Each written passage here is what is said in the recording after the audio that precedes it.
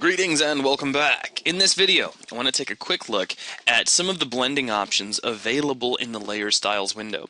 Now, up to this point, we've seen a few blending options that are available straight out of the gate when working with layers. For example, we have access to a blend mode, which can be applied globally to an entire layer. Now, since we're on a white background, most of these will have virtually no effect on our document, other than making our stick figure seem to disappear depending on the settings. So I won't really mess with these, and we did talk about them in a previous video. We also have access to opacity, which makes our little stick figure more see-through. It increases his see-throughness as we drag that down to the left. And we have the fill as well. Now, fill is at this moment going to look like it's doing the same thing. And it's not really until you start playing with layer styles or your various blending options that the fills setting is going to become a lot more important. So let's go ahead and jump down to our little FX button at the very bottom. Make sure that the stick figure is the active layer, so select that if you haven't. Or make a stick figure layer of your own and draw the most amazing stick figure ever. Make sure it's cooler than mine, as hard as I know that will be. And then come down to your effects button and click on blending options. Now there are several options available in here, and we'll just kind of go along, and if I decide I want to split the video in half, then we'll kind of declare sort of a universal part 1 and part 2 as we go. Now, starting at the very top, the general blending options we've already seen and we just talked about. We have access to the blend mode and the opacity. These are exactly the same values that you see here at the top of the layers panel. So it does the exact same thing. As a matter of fact, as we slide one, you'll see that the opacity is in fact changing to keep up. They are one and the same. Next we have fill opacity. Once again, same thing. It's just exactly like the fill opacity that's sitting out here.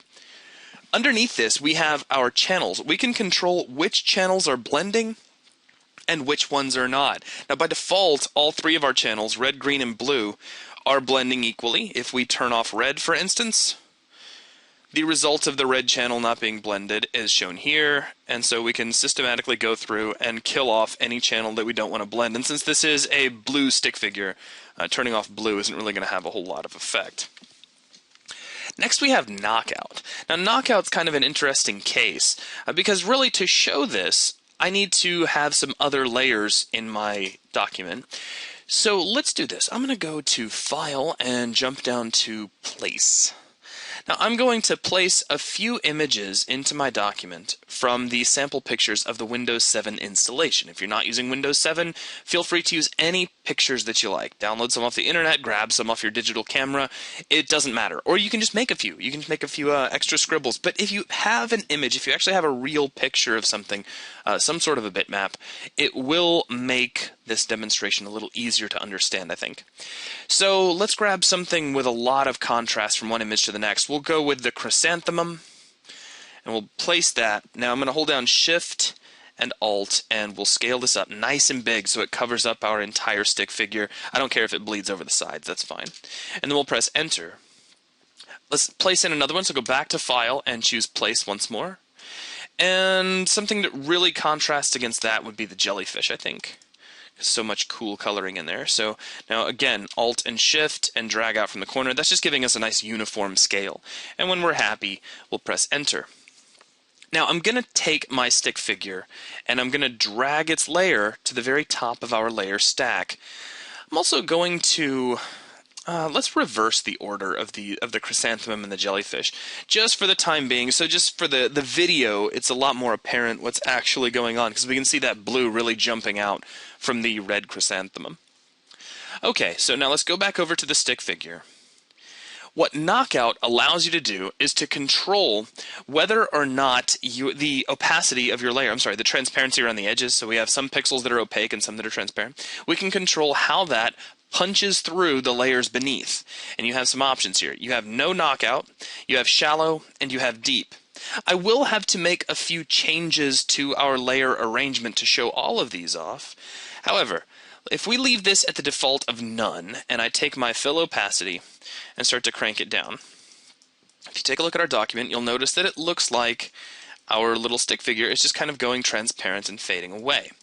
If I set this to shallow and start to pull it down, take a look at what actually happened here.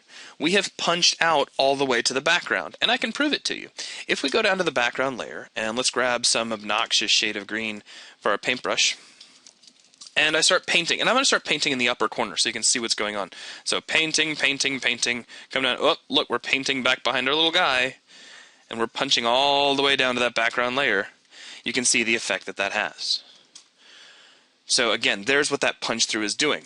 Or knockout. I don't want to call it punch through. It's a knockout.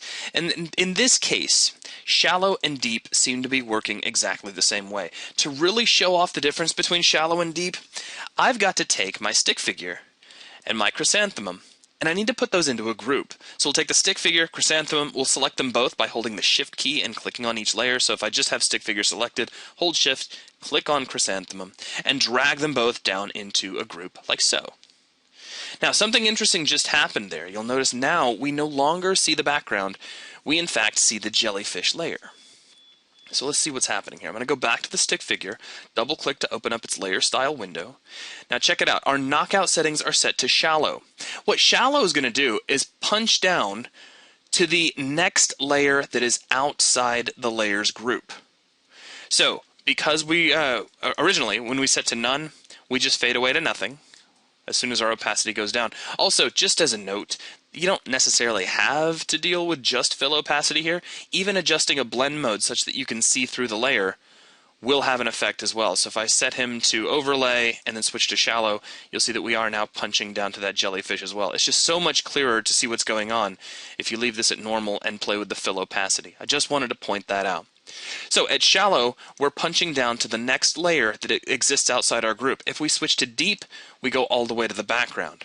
It's important to know the difference because if we brought in any other layers, so for instance, if I start off by selecting the chrysanthemum layer and go back to File, Place, and let's bring in the lighthouse, and I'll do the same thing I did before. We'll hit Alt and Shift and scale that up and press Enter. Notice that we're knocked out straight through the lighthouse layer, like it's not even there. However, if I put the lighthouse layer on top of the jellyfish layer outside the group, and make sure that my stick figure settings are indeed at shallow and not deep, we're now punching down to the lighthouse. Because what's going on here? Well, the stick figure is knocking out the chrysanthemum layer, and the first thing it finds outside the group is the lighthouse. If instead I put the lighthouse inside that group, then we knock through the lighthouse, we knock through the chrysanthemum layer, and then we find the jellyfish layer underneath. So that's all you really need to remember, is that shallow finds the first layer that sits outside the group, deep goes all the way to the background. So that's a quick look at our blending options down through knockout. So what I'm going to do is stop the video here, and then we'll pick up on the other half of these advanced blending options in the next video. Thanks a lot.